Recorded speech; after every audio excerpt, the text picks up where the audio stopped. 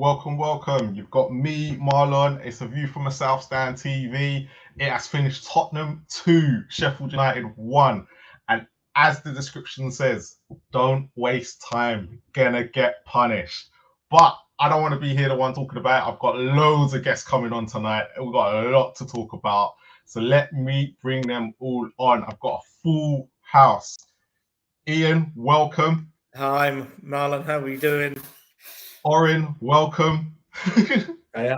Hi, Oren. Mark, welcome. How you doing, guys? And Tiago, welcome, if he's there. Hello, all. First of all, hello. Ian, how are you? I'm wonderful. I think the heart rate's just about gone down now. It was a brilliant but frustrating afternoon. But yeah, I mean that's what top teams do. They find ways to win, and Tottenham don't do it often enough. And I can think in recent years we'd have gone a goal down, and we would not have come back, and we'd have lost 1-0. You know, not only did we draw today, we went on and won the game. Granted, they were very late goals, but you know, you play to the final whistle and all that. So yeah. Oren, how are you, mate? It's been a while since we last spoke. Yeah. Mark, hope you are well as well. Welcome to the show. Thanks, mate. My voice is just about gone, to be honest with you. Most of that was shouting at the referee, but we'll come on to that, I'm sure. Yeah, we will come on to it as you were there. And Tiago, all the way from Brazil, mate. Hope you are well. And we obviously Richie, the main man, scoring today. Yeah, it's refreshing to see him scoring a goal after the international break. I'm sorry that I'm looking up. It's because my Brazilian team is playing right now. So if I start jumping as a madman, it's because we scored a goal or we conceded, and I'm just breaking my entire house. So I apologize in advance. No problem. So first of all, as we always do, right, I'm going to start with you, Ian, right? The starting lineup today was, where are we? We had Vicario, Porro, Romero, Vidavi, Idoji, Saab, Basuma, Madison, Kulu, Solomon, and Son. He went with the same starting lineup he did against Burnley. When you saw that starting lineup today, were you happy? And did you think at the time, yeah, this is going to break Sheffield United down? I thought the only possible change he might have contemplated would have been Johnson for Kulusevski. But Kulusevski had a very, very good midweek with Sweden.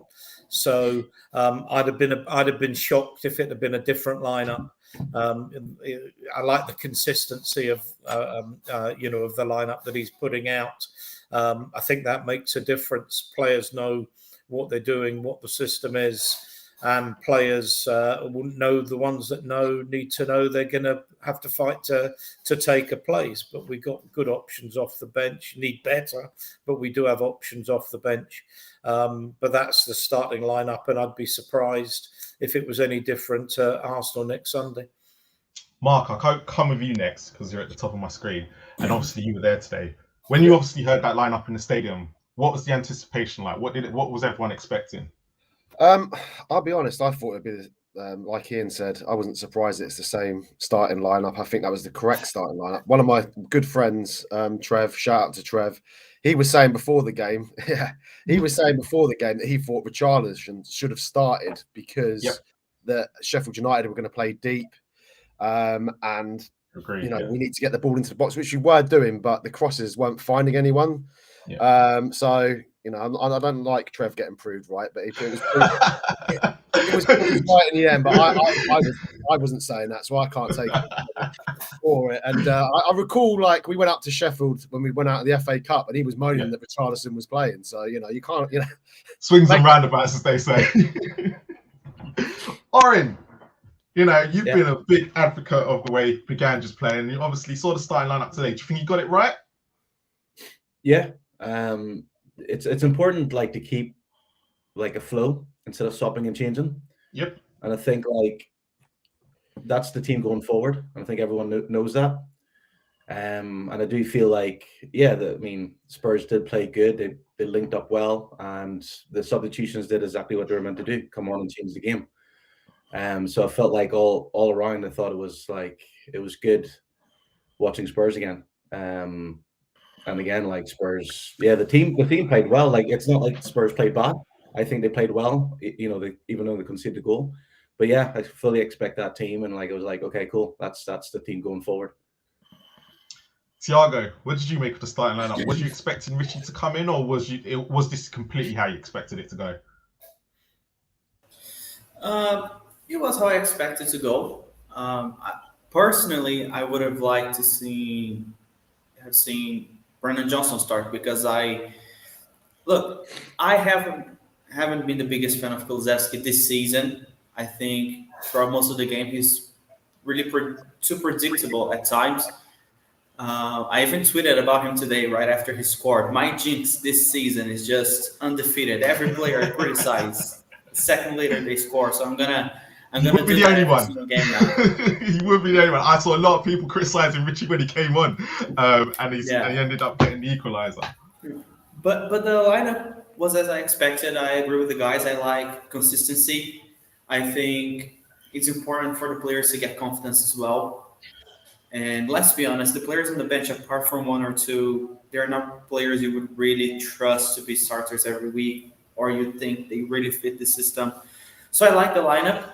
I expect to see the same against Arsenal. I didn't say he was bad today. I said in the previous games. But yeah, I actually wanted to see Johnson get a chance. He came on the second half, but starting lineup, just as I expected in the end. So Mark, 28 shots on goal, 10 on target. Did we really have to go to the last minute, or was it just we weren't creating nothing clear cut? To be honest, yeah, a lot of them chances were shots from outside the box, were very tame shots straight at the keeper. So the stats don't really tell the whole picture. But we dominated. There's no question about it. We deserved to win that match today. Not even a draw would have been a fair result. The way that they played was just breaking up the play, going for free kicks. They deserved what they got, 100%. But we found it very difficult, I think, to get shots off because they crowded the box. So we were trying to be very tricky inside the box, and it just nothing seemed to come off. So yeah, it was no surprise that it took us that long to actually make the breakthrough. Again, sitting with my mate and said, would you take the draw on the 80th minute? He said, yeah. I said, do you know what? I wouldn't. I felt that we was always in the game. I was not surprised that we come away. The way we did it, don't get me wrong, I wasn't expecting that. But it was the right result, to be honest with you. It was the correct result. So it's as simple as that. It doesn't matter when you score them, does it? We've been stung by it enough times. So of course, yeah, definitely. Ian, we obviously completely controlled the game. It was all ours. And then we go and concede a goal. Were you fuming at that point, or were you like, I trust Ange and substitutions to come on and change this game round?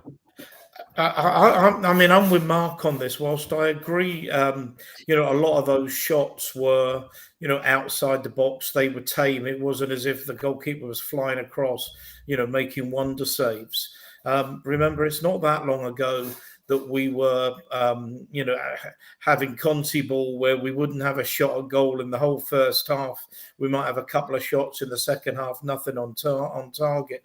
So this is a welcome relief. Sheffield United did have a very low block, and I noticed that with Ange at Celtic last season. It may be a historical thing as well with him, that he does struggle with teams that play the low block. To break them down. Arsenal won't do that, and I actually think in some ways, although they're a good side, they're capable of hurting us. That might help us. Same with Liverpool, and we'll maybe get onto that. I always felt, I think, like Mark, not being able to take, not wanting to take a draw.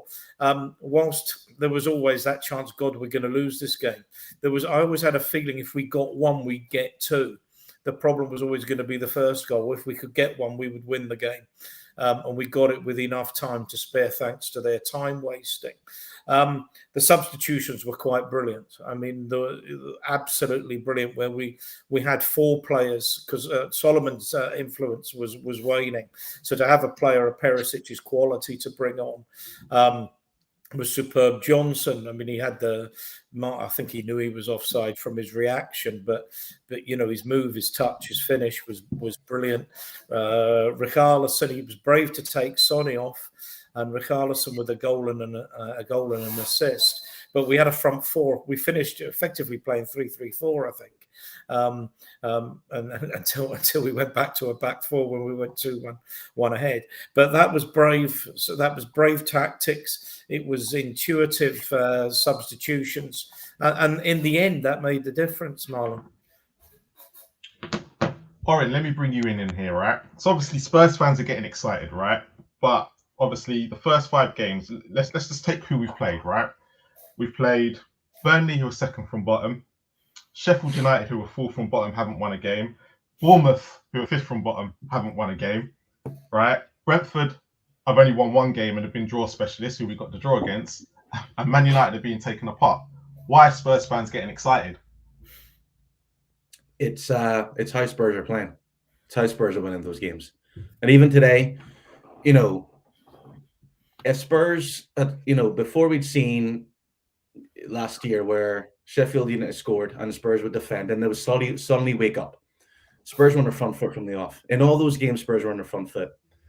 And it's the style they're playing. It's not a case of, they're making the opponents look bad.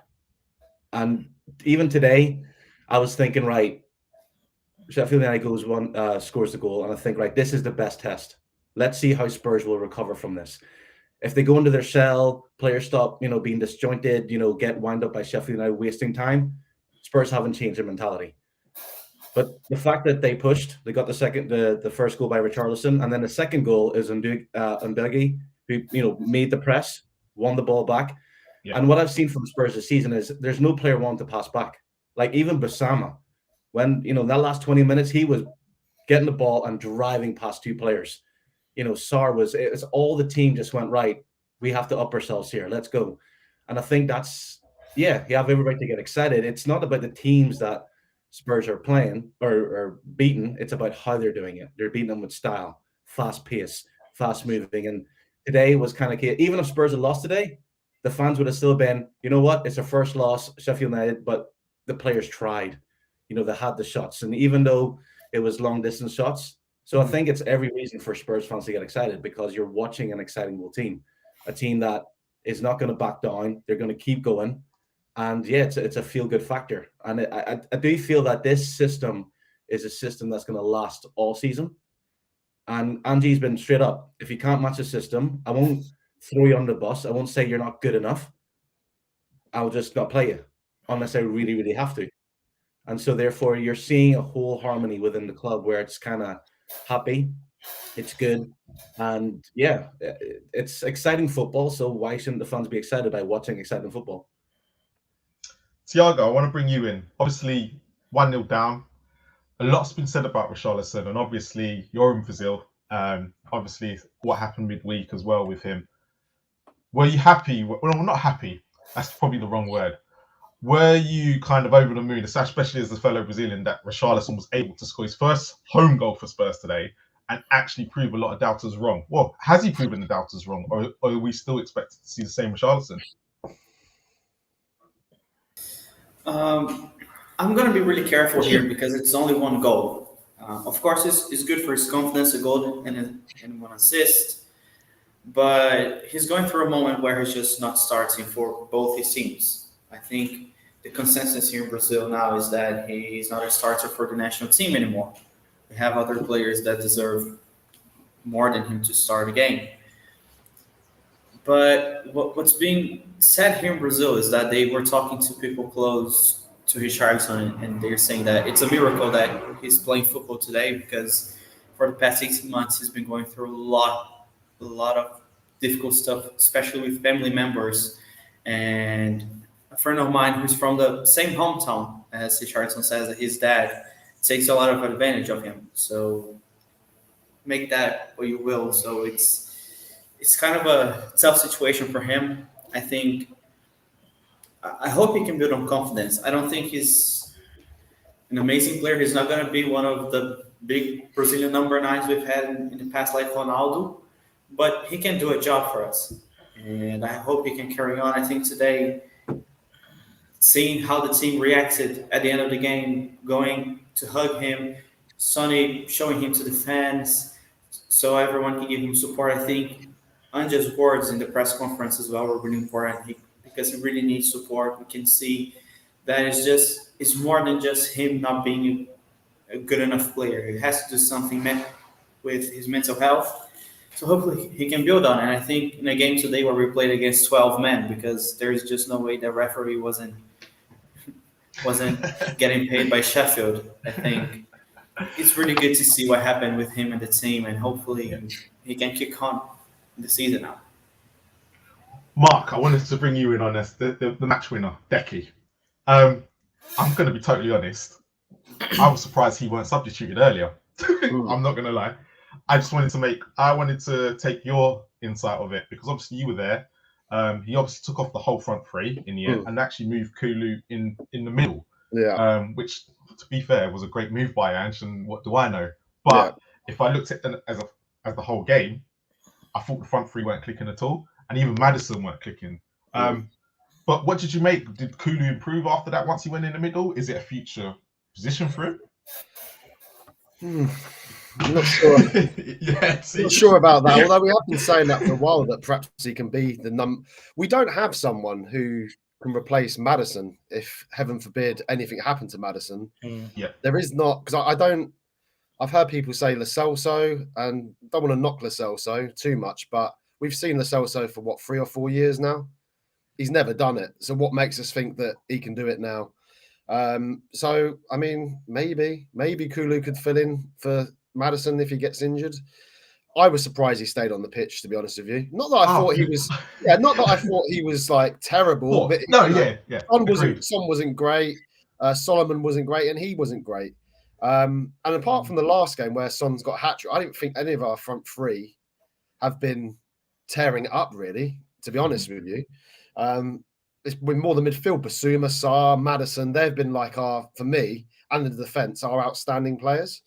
It's going to click eventually. They're great players, but I can't see a long-term future for Kulusevski in the midfield, to be honest with you. But it was a masterstroke, wasn't it? It paid off. I would have thought that, you'd have put Son perhaps back over to the left and put Richarlison, but Perisic got put the corner in, didn't he, for Richarlison's header? So as you said, what do we know? Like, I think that I know, but I know very little. I didn't want Postecoglou as the manager, so I'm eating humble pie. I'm delighted to do it. Lots of it, Mark. Lots of it. I know, Ian. I know you was a big advocate of him, but for me, it's because I don't watch the Scottish League. I've got to be honest. I hadn't heard of him. I don't watch the Scottish League, so for me, it was a. I didn't want him. It's as simple as that. I couldn't be more delighted now. I could not be more delighted. And just to say, Mark, obviously I was there. Yeah. The atmosphere when them goals went in, and just the whole stadium. I know it's only Sheffield United, and I know people will mock it. Will say, "Well, you've acting like you've won the league," but it was unbelievable. I've not seen at an end of a game, and I go to a lot of games at that stadium. I've seen nothing like it. It's a whole new atmosphere being created there, and he's done it. He was the last one out walking around the pitch getting applauded. The Robbie Williams song come on, everyone was singing it, he was there clapping it. There's something going on there, and it's great to see, and that's the man that's done it. And as I say, it's great to be proved wrong on it. Ian, I've got a question for you, actually, because it's obviously I think it's our best start since 1965 or something like that. But this is not. So what the start we're having at the moment under Big Ange is not the typical start that Ange usually has at any club that he's been at. The fact that we've settled in very, very quickly. Even when he joined Celtic, he had a slow start. Yeah. What's the difference? Why is he having this fast start with us? You asking me, or you? I mean, I was obviously because the Celtic. I'm a Postecoglou fan. Yeah. I don't know. I mean, it didn't happen at Celtic when he. What was the club in Japan whose name I've forgotten? They were close to relegation in his first year, and then won the title in his second year. I'm not 100% sure. I think the fact is we probably have had some relatively easy or easier games than we might have done, and the next two games will be absolutely crucial. Yeah. I think the first thing is he has good players, and I think that one of the things that's so important about what's been going on is that some of these players that were unable to perform under Conte because they weren't given a chance to perform under Conte, and Bissouma would be, a classic case in point. Sarr would be another. So you've got. I hope I'm getting some agreement in that bottom right hand corner. I think your team just scored. So you've got players that are supposedly part of the problem that are 2 and 3 times the players that they were. Plus, of course, he got Maddison, and he has a way of playing and a style of playing and a style of management that people enjoy. Now, people look at football as if it's in some kind of bubble, and it's not. If you have a boss that you like, you work harder. If you're with teammates that you like and respect, and you're playing in football terms, a brand of football that you want to play, or in your company, you're doing things in a way that are creative and what have you. You want to go to work, you want to play, you want to do well. And I think that's what's happened. And I think the anti-Conte effect might be bigger than we realise. He is a Superman manager, super people person, Postecoglou. He's also, at 58, he's been around the block 3 and 4 times. He knows it. He's bought good players as well. Porro has come on. I know he wasn't his signing, but Destiny as well, good player. Van der Ven looks a super signing. The goalkeeper made one crucial save in the first half, probably the best save of the match, and that could have been important. So lots of things going on, and the hit rate at Celtic of signings was pretty well 100%. So it's hard to put a finger on it, but I just think the anti-Conte effect is probably quite huge. Footballers wanting to go out and express themselves for a manager that wants them to go out and express themselves. And Bissouma, I think, was the player. He's actually better than the player that he was at Brighton, but he's 100 times the player he was when Conte was coaching him, and I use that word in a very loose manner. And Ian, it's not just anti-Conte. We had Nuno before that, and then we had Mourinho. We've had years of it, haven't we? Absolutely. Just want to quickly bring you in on the substitutions, right? So Perisic, apart from Brendan Johnson, Richard Ryan Højbjerg probably got a lot of slack from fans last year, but the impact they've had today just shows you how important the team is. What do you make of it? These questions? Oren, yeah, you. Oh, okay. Right, it was the players came on and they knew what they had to do, and maybe those players, I thought Johnson was very good. Obviously the goal was disallowed for offside, but how he took his opportunity, and Pierre actually did something, and it justified why they're subs and they can come on and make an impact. And I felt those players are going to be in the squad now. They know that, and it's up to them to prove that they deserve to maybe start a couple of games, or show that we might be on the bench, but again, we're part of the team, so we'll come on and we'll do our jobs when we're requested. Those were apart from Johnson, those players were the players that started in the loss against Fulham, when they went out. So I think maybe they had something to prove. It was good substitutions. It was good to see. They came on and did what they were meant to do, change the game. So it's a good factor. And I just want to answer, give my opinion on what Angie has done so quickly. I said it even Conte, when everyone was saying the players, I'm all a manager has to do is come into Spurs and get that team playing as a team, set up a system that the players want to play with, and do training that the players want. And like Kuleveski this week said how he enjoys going into training because it's not running backwards and setting up the defense, it's attack. So what Angie has done, yes, to punters and fans will say it's amazing, but I always felt that Spurs had the players to play that system, that attacking, free-flowing, and that faith and belief. And that's all he's done. You know, he hasn't thrown anyone under the bus. He hasn't said anyone's not good enough from the start. He hasn't criticized the club. He just came in and said, every player gets a chance. If you don't prove yourself to me, that's it. You know, not dropping Richarlison after 4 games, I think that was a masterstroke. It's kind of, I'm going to give you a chance.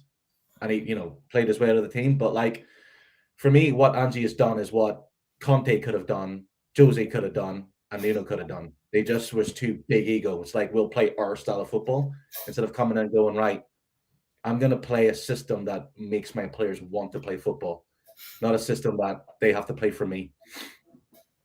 So I'm going to ask you all the same question before I bring on my next set of guests, right? And I'm going to start with you, Thiago, right? And I'm going to lead on to what Borin has just said, right? So he's obviously brought in his style and everything like that. But there's a big test next week, the Arsenal, right? Now, if you look at our last 4 games, even the Man United game, right? Man United didn't play well. We're coming up against a team that if we're going to get exposed, it's going to be next week. What are you making of the North London derby next week? I have absolutely no idea. For me, the closest I can think is going to be 8 or 80 game. That type of game we're either going to smash it or we're going to get smashed. I think that's how it's going to go. And I think it's valid for both teams. Arsenal is a team that plays high. Yep. They press the team. They try to suffocate the opposition. So we could find a lot of space. And we do have players to hit them. Brennan Johnson is really fast. Son is really fast. Solomon is really quick as well. So North London derby is going to be interesting. I think Arsenal, they are not looking as good as they were last season. That's my opinion. In these first 4 games, they were not playing as well. And the last game was against Fulham, wasn't it? Or something like that. They bottled the lead at the end of the game. So it's going to be an interesting game. Actually, I'm going to be at the North London derby next year in April. We're in the Brazil Spurs, guys. We're doing a trip. So I booked my place already. I hope we're playing well by then. Who knows? Maybe top of the league. No, I'm not gonna start. I'm not gonna start. I promise. But yeah, I don't know how next week's game is gonna go. Hopefully it goes our way, but for me it's going to be either we smash them or we get smashed. And I think it's valid for both sides. Mark, quickly get you on the North London derby question as well. What are you expecting next week? And if we do lose, are you going to be one of those going crazy and back to miserable Spurs again? Don't bring me down, Marlon, man. We've just come to winning in injury time. What are you trying to do to me? I forgot Sheffield United already now. That's it. No, I'm not gonna. I already said no matter. Whilst I said that I didn't want Postecoglou. Yeah, I'd already said that I will back the guy all the way because I just want to see him implement a good style. So I'm not going to get down on the guy if we do go and lose to Arsenal, not at all. As I say, he's completely changed the whole atmosphere of the club. So if we go out and try and play football and we end up losing, so be it. Because I think we'll score there. Yeah. I think, like Thiago said, I can see a lot of goals. There's going to be a lot of goals because they're both 2 sides that play football, so it could be anything. The score could be, we might lose 4-3, we might win 4-3. Could be a 3-3 draw, who knows? But it's going to be a high-scoring game. It ain't going to be 0-0. I can guarantee. That's the one thing I can guarantee you. But yeah, I'm just going to get behind it, mate. Whatever happens, I'm gutted. I was going to be there, but I can't go. I'm running a 20-mile. Stupidly, I booked a 20-mile race, and my friend rang me the same day. Do you want a ticket? Yeah. I'm an idiot, basically. Ian, next week, quickly. I agree pretty well with Mark. I think there'll be goals. I think we're capable. We've got the players to get in behind them and what have you. But it could be anything. I agree. There'll be goals. I suspect there'll be quite a few. I think there'll be at least 4, maybe more. It could be 4-3-5-4. It could be that kind of game. We could get dubbed. We could beat them well if luck goes our way as well. But apparently, it's all luck we get. According to I think we just had it. I think it will be a great game. I think it will be a really great game next Sunday, and who knows? Who knows? But let's enjoy. Let's enjoy one thing. Just very quickly, because I know you want to bring other people in. I saw try and catch on social media the interview that Ange gave to Tottenham TV, and asking, when are you going to start thinking about Arsenal? He said, "I'm already on it, mate." So he's going to know. Trust me. Thinking he's a good tactician. He will have ideas about how he needs to play. And it will be attack is the best form of defense. I'm absolutely certain. Orin, last words with you. I know you're Mr. Positive Spurs at the moment and always have been when Ange came in. Next week, are Spurs going to go there and get a win? I have a strong feeling they will. I just think that. I knew you'd say that. Yeah, it's like, again, it's the style they're playing, and it seems that. I think we can look at the teams that Spurs have beaten, and we could say it's luck. But again, if those teams have beaten Spurs, it would be all doom and gloom. So I think there's just something about that team, that self-belief. And also Ange knows what Derby's all about. He managed Celtic, Old Firm. That you can't get bigger than that. So he will know how to manage those players. He has a week in advance. And I'm sure it's the thing is with the whole Ange way, in a way, he's quietly proven to everyone that he belongs in this league, which I think is actually helping. It's kind of like everyone's going to go against me. They're going to think, even fans don't want me. They don't know who I am. Acceptable. And he knows that if he gets those players up and they beat Arsenal, it's a statement. It's a strong statement. How many Arsenal? We're going for a league win, mate. It's not. As much as it is by beating Arsenal, where Spurs are in the league, how they're playing, not one person expected it. Spurs are doing this without Harry Kane. I think Ian would did, but yeah. I'm not. No, even I'm a little bit surprised. People say we're in a relegation battle and we're bottom half. No, I knew we would be top 6 thereabouts, but we're way ahead of where I thought we might conceivably be this early, with more players to come in, because Ange does that, and Ange gets rid of what he doesn't want and brings in one window. He probably needs 3, but he's had a hell of a first window, and I think there'll be more business done in the next 2. Guys, thank you so much. Mark, I'll let you go pick up your son now. Sorry for keeping you slightly longer. I didn't come onto it, Mark. The referee was a joke today, by the way. Yeah, I can't wait to see them in the ground. We had no clue what was going on there. No clue what was going on. I can't wait to see that. It was an abomination of a refereeing performance for both teams. Seriously, poor performance. It was typical Premier League, especially after watching Newcastle as well versus Brentford. The referee in that was poor as well. So it's not just us, thank God. But Mark, thank you for coming on. Ian, as always, it's been a pleasure. Orin, I'll probably see you soon. And Thiago, thank you so much. Thanks, Marlon. Cheers, mate. Great. Thank you all for coming on. And come on, you Spurs. Come on, you Spurs. Come on, you Spurs, mate. So let me start. Let me bring out my next guest, and while the others are waiting in the wings. But welcome to the show, Holly. Hello. I say it's been a little while. I know I've been really bad with my organisation skills, but I'm here and it's for a win. So thank you. Yes, and a last-minute win as well. How are you feeling? Because obviously you were doing the watch along, and obviously there's 1 minute you're all. 10 minutes to go, Sheffield United scored. Oh my God, this Spurs can't have it all their own way. And then all of a sudden, it is, oh my God, we've got 2. How are you feeling?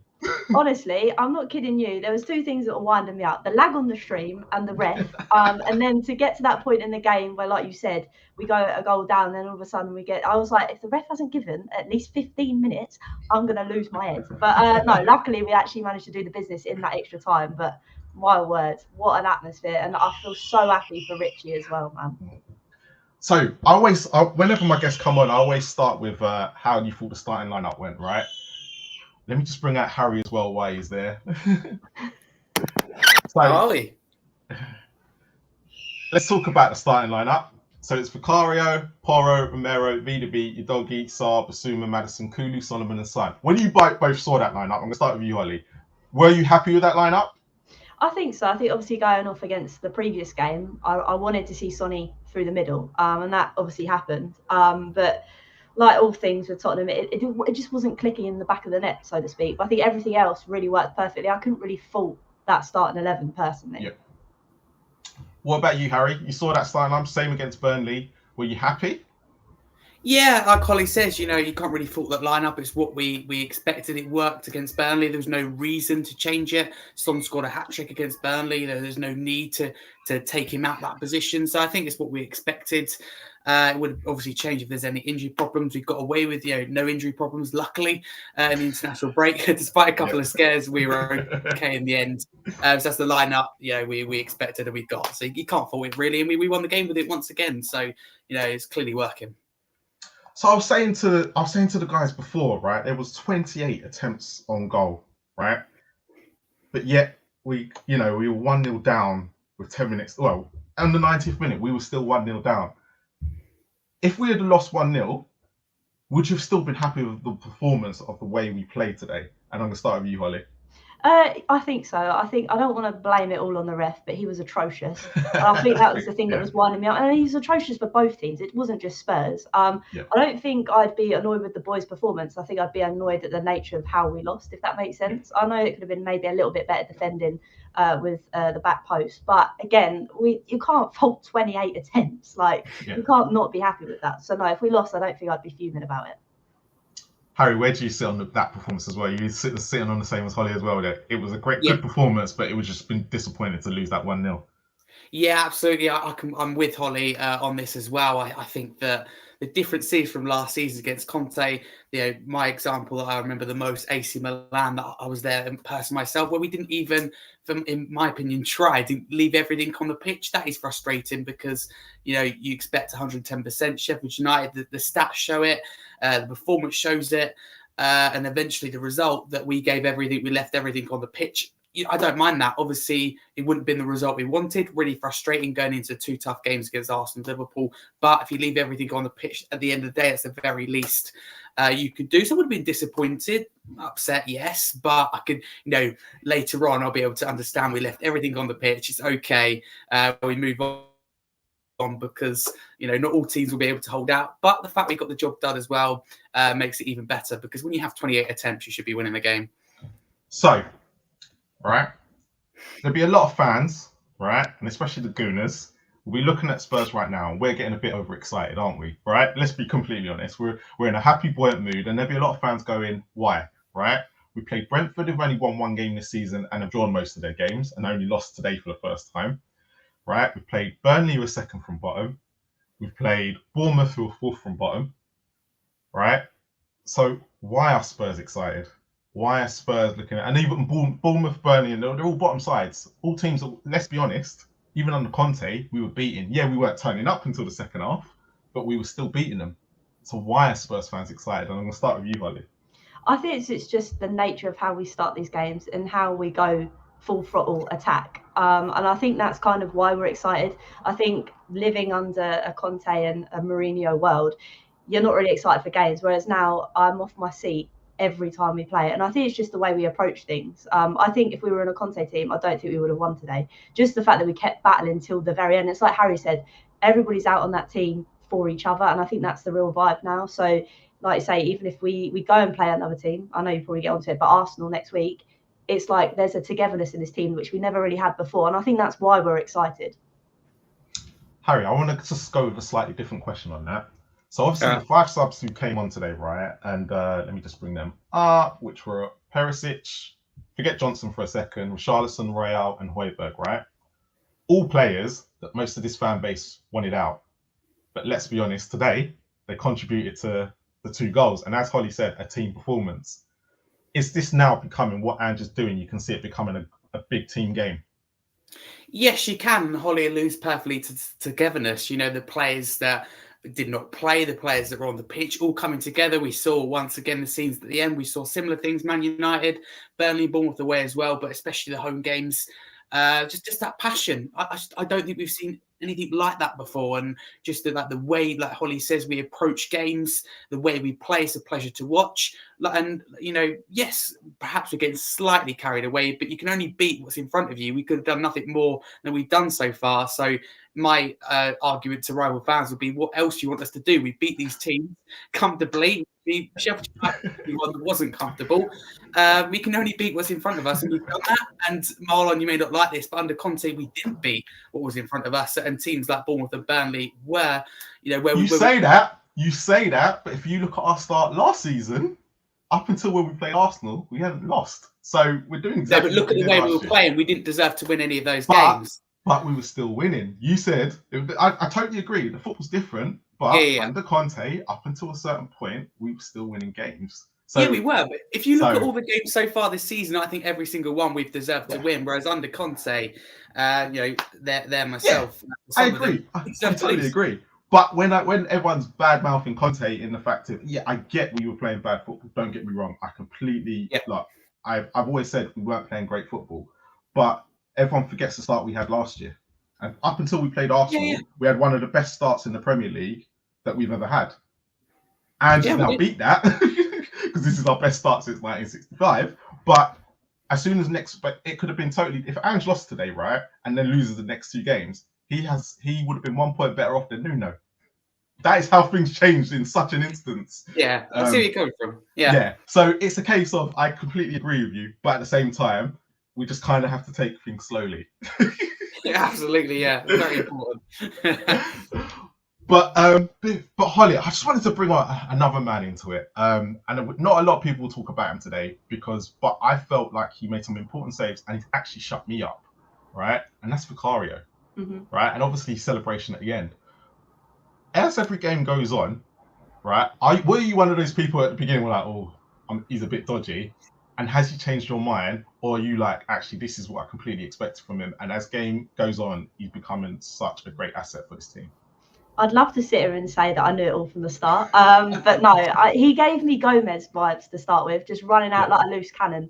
And that stressed me out because growing up watching Gomez stressed me out a lot. So I was kind of glad that he's actually molded into this amazing. I mean, I know the shot today was potentially straight at him, but it was the reaction to be able to do that save. So no, I think he's definitely developing into the game, and I love to see it because when you're having such high regard, you really want a player to live up to that reputation of those words that's been given about him. And I think he's doing wonders. And like you said, again, all of this togetherness, and you see him charging up the pitch to go and celebrate with everyone, which is another added bonus. Even your keeper's willing to get amongst the goal celebrations. So yeah, I think he's doing really well, and I just hope that continues. Harry, Big Ange has got this start, right? And if you go back to what he done at Celtic and what he done at Yokohama and what he's done before, actually, this start he's having with Spurs is totally out of character, right? Compared to what he's done before, right? Are we seeing something special here? Are you starting to feel it? What happens, right? If he does go get a win next week, does your expectation change, or you still got the same expectation you had at the beginning of the season? Great question. I'd love to sit here and go that after we beat Arsenal that I'm all calm and that no expectations change. But reality is we beat Arsenal and we potentially beat Liverpool. Everything's going to change. All of a sudden you believe that you can challenge for the title. But at the same time, what did I know? Because I sat here on This Is Zach show this time last season. You'll remember. Why do you think I'm asking you? I'm an elephant, I don't forget. That point against Chelsea, Stamford Bridge late, and I said, what's stopping us from winning the league? And I think up until the international break, I felt really strongly about that. Then everything went downhill. So I don't want to jinx it again, but it looks really, really promising. And it just feels like it could be our season. I don't like to say it this early on, but the signs, you get it. You look at over the years, Manchester City left it late, got the job done. Eventually, the best teams do get the job done. So it's obviously a long season. Manchester City is going to be hard to compete with them, but at the same time, the reality will be where we really are and how far we've come in such a short period under Ange will be Arsenal next weekend, then Liverpool come out of that with 4 points, then that I'll be really, really confident. But yeah, after what happened last season, I'm not going to say too much just yet. So I'm going to do a big hand here, right? I'm going to forget about today. Today's gone. Yeah. Next week, right?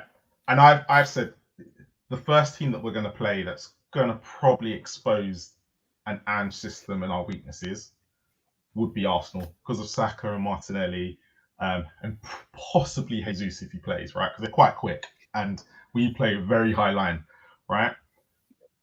Now, we ain't got a game in midweek. Obviously, Arsenal have. Are you feeling slightly confident now going into that game next week, Holly? But if we would have lost today, would you have still been feeling quite confident? I think, again, it goes down to the fact of the way we're playing. I think, again, today, if we lost, it was just a disappointment in terms of the way the ref was handling the game, this, that, and the other, and the time wasting. Going into next week, I think the North London derby is always in isolation for me. I like the fact that we've got this togetherness and we've got this form, but form just goes out the window against Arsenal. So I don't want to say I'm confident because I feel like I jinx it, but I feel like I'm probably the most ready for this game I've been as a Spurs fan, especially seeing the way they're kind of playing as well. I don't think they're up to what they were last season. I'm not sure why, I don't know, but I feel like we're in a good place. So it's probably the best time to play them. And it is my birthday next week and I don't want to be miserable. So it'd be nice if they go. Harry, where are you sitting with the North London derby right now? Listen, I'm feeling confident, but at the same time, I sat there and thought when we were 1-0 down against Sheffield United, I had in my head, here we go again. We can't beat what's in front of us. We can't do the smaller games. And yeah, didn't feel very optimistic about that, put it that way, that part of the game. But, like Holly says, this is probably our best chance if we are going to beat them or get a result. It's our best chance. I don't know why they aren't, don't look as good this season. Maybe it's because Arteta's trialing some bits, but they've gone out there in the summer, and for me, fully backed him and got players in crucial positions. Declan Rice, they've dramatically improved that midfield, which for me is their weakness last season. Xhaka's inconsistency, if you like, and that bit of the game that he does have. So it's odd to see them not performing, but yeah, if we're going to beat them next week is the week to do it. We feel good. Not I wouldn't say confident, but as Holly says, ready. The first time being ready for it for a long time. So it's be interesting, but everything changes when it comes to Arsenal. So none of the previous games matters because it's just different. It wouldn't be a North London derby without nerves. So no, it'd be a tough one. Still take a point, but if we are going to beat them, it's now. Holly, we win next week, yeah? Mm-hmm. Does your expectation for the season change compared to where you had it a couple of weeks ago? I don't know. It's very difficult because I'm one of these people. I get very excited very quickly, and I'm trying to stay level-headed as it is right now. I don't think so because I think at the start of the season I kind of went in with no expectation anyway. I was just thinking it's got to be better than the last two seasons. And don't get me wrong, I loved Conte and Mourinho at the start, and then it just like all good things come to an end, and that one went very sour. So for me, it's just to see the way we're playing. I know I keep saying that, and I know I keep saying the vibe, but that's just kind of what I want. I want my Tottenham back because it's been so long without it. So no, I'm gonna be boring and say no. I think I just stick as I am and keep plodding along. I think. Harry, I know your expectations are going to change if we beat them next week, isn't it? Yeah, I'll be on one next week. Put it this way, I enjoy my banter I have with some Arsenal fans, and the content's ready to be released if we get the result there. I don't know if it is. It's always ready. I just imagine for me the thought of Richarlison getting the winner and added time. That would just be it. That'd be the icing on the cake. The hero. It's gonna be tough. I still take the point, but put it this way, I'll be all over it if we win, and I think we should be because I don't think anything will stop us. But it's annoying when rival fans say, "Yeah, you're getting over the top. You haven't beaten anyone decent yet." Man United last season finished third and won the League Cup. You can't get, for me anyway, that much bigger than that. It's not our problem. They're not performing this season. We've gone out there and beat them.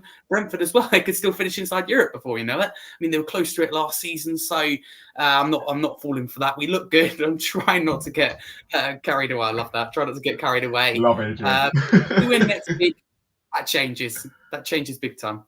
Okay, I'm going to bring a slight negative now, right? But I just want to see Oh, you guys' reaction, right? All right, we Right. lose. All right, we go into next week, right? We play well, but we get battered 3 or 4-0 by Arsenal, right? ouch. Are you still going to be happy for the season going forward because everything, the culture of the club and everything seems to be going in the right direction? Obviously, we'll be pissed off for 5 minutes. It's Arsenal at the end of the day. But how would you then go forward with the team and your expectations after that if we were to lose 3 or 4-0 and get absolutely roasted next week? I don't know, because for me, I'll just be devastated because it'll be my birthday and I want to go cry in a hole and I'll be miserable to everyone that comes in contact with me. But no, because like I said, it kind of came into the season thinking I want to beat all the teams we should potentially be beating on paper and go maybe toe to toe with those that are a little bit, shall we say, I wouldn't say higher than us, but are the big team, shall we say. So if we got battered against Arsenal, yes, it'll be sour in the mouth, but like I keep saying, we're heading finally in the right direction. I mean, it's taken us bloody ages, but we're getting there slowly. So I don't think it derails the season. It just kind of makes us feel a bit down for a little bit, I think. Yeah. And if we do get battered next week, make sure you tune into Holly Hotspurs on the Monday because that will be epic. Yeah. and then Harry straight after. Scarfy's Talk Spurs talk straight after and tune into that straight after we get back. Harry, same question to you.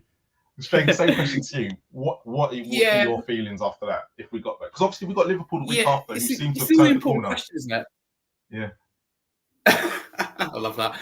No, listen, it's the big question, isn't it? No, it doesn't kind of ruin my thoughts for the rest of the season. Probably it won't speak to anyone for a week. It probably ruin the whole week, if not more. But when I start to think about it and you look at the bigger picture, Holly, puts it perfectly. I went into the season, no expectation whatsoever. I just thought it can't be worse than what we've seen recently since 2019. It can't be any worse than that. We're going to play a good brand of football as long as we see progress on the pitch. As long as we improved on league position last season, or even if we don't, we see signs that we will eventually. And we've already surpassed those expectations anyway in the first few games. So it'd be very disappointing, especially if you get turned over. You played well because it's what rival fans have been waiting for. They've been waiting for this moment to say that this is what happens when you play someone big. So it won't kind of put it down on the season, if you like. But it'll just be really, really frustrating. It's like we got knocked out against Fulham in the cup. I was like, went on Talk Sport that evening, not happy at all, put it that way. But then, the days later when you think about it, I think, hang on a minute, we still got a chance of a good season here. Perhaps it's a bit over the top. When you look at the bigger picture, it's very important. Oh, Harry, I wish I was in the country when you were, what? You need to find me that clip. I need to know what you went and said so I can tell you. I'm going to send it to you. Well, I said the buzz for the season's gone. Put it that way. Harry, rookie mistake. What's wrong with you? Yeah, I know. I send it over to you later. No, but let's end on a positive for real. If for Ange right now, and the way the biggest thing that I've heard both of you say in what we've been talking about is the culture of the club, right? If this does continue and he starts to get the players that he wants, right? Let's quickly look towards next season, right? Or even January. Do we start believing as Spurs fans? Do we start going, actually? And as Mark, you might have seen Mark, my guest before, said the stadium was absolutely a fantastic atmosphere today, and actually you could hear it on the TV as well. Are we starting to look really positive and starting going in the right direction, or will a certain person mess it up eventually? I bloody hope not, because I'm fed up of that narrative all the time. No, I think seeing the stadium, it has been, not just today, I think the home games in general. I think the fact that you have obviously the band playing beforehand, you've obviously got James that does the Big Ange song being recognised by the club. It just, again, we're getting back in touch with the club again, which I think lots of us fans haven't felt in a very long time. I think hopefully if this notion keeps staying as it is, they won't touch it. So we've got Munn coming in as well eventually. I don't know if he's in yet. That's still been going on for a little while. But regardless, if he's come in and the certain individual does take a step back from the football and deals with everything else off the pitch, then there's no reason why we can't carry on the way we are and then potentially being successful down the line. I think that's what we all want, and I'm hoping that's what the board want as well. But like you said, we'll have to wait and see. It's a waiting game at Spurs as always. Harry, leave it with you. Come say something positive. I had too many rants off you last year, all right? And I think this is the first time me and you have done a show together on my channel for a while as well. So come on, hit me with some positivity. How are you feeling about the rest of the season and going forward? I'm feeling positive, but part of me, you know, when you wake up every day, goes, hang on, we go back to reality. Yeah, it almost feels like we're living in this kind of dream world. It's like a bubble waiting to pop, but I hope I'm wrong. But on the positive side, we're playing some good stuff. It's a great feel around the club, and you know, Spurs and Daniel Levy, I think correct appointment in Postecoglou. We're playing some great stuff. Like in the week, they tempted me, and I bought a season ticket, committed 3 years. So that is Postecoglou's fault purely because we're playing some fantastic stuff at the moment. My bank account doesn't agree, but we are playing some great football. It's great to be in and around. I'm first game watching Ange Ball live will be against Liverpool. So bring it on. I'm ready for that. But this. Ask me this question in 2 weeks' time when we played Liverpool and Arsenal, because it could be, here we go again, I want the season to end, or it could be, we're going to win the league. Exactly. So I can't tell you yet. Right now, I'm feeling confident, but 1-0 down to Sheffield United, I was already dialing Talk Sports number ready for the game, so who knows? Oh, Harry, I'm going to have to start texting you and going, no, please don't go yet. Please don't go. Exactly.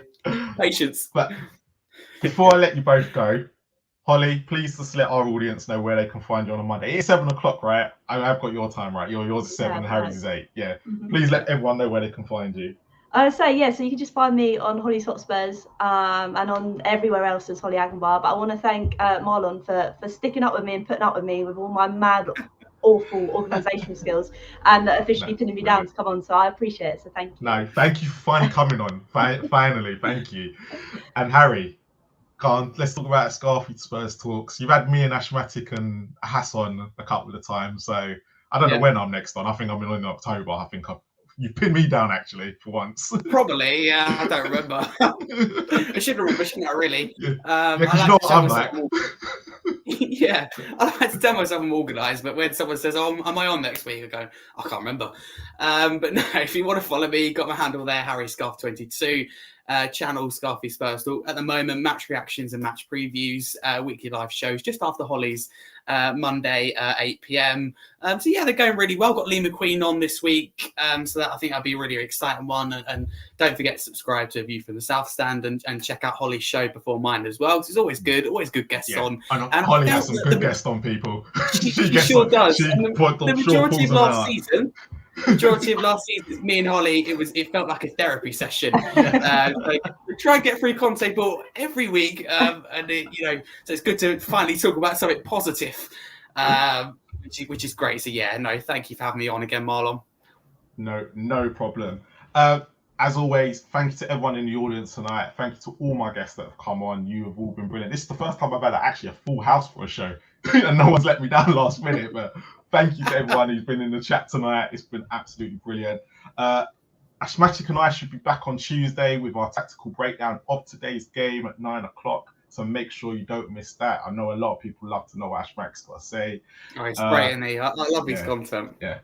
And I think Wednesday, I believe Wednesday, there should be another rival show as well, which we've just launched, which is at 9 as well. So that'll be after Holly's show again, that she has on a Wednesday, right? We tend not to stream at the same time. So I'm not that organised, so don't worry about it. We can only manage one a week at the moment. Yeah, and then next Friday, please, 6 o'clock, tune into the preview show from Hotspur. He's had some great content on a Friday, and it's a great pump up for the weekend games as well.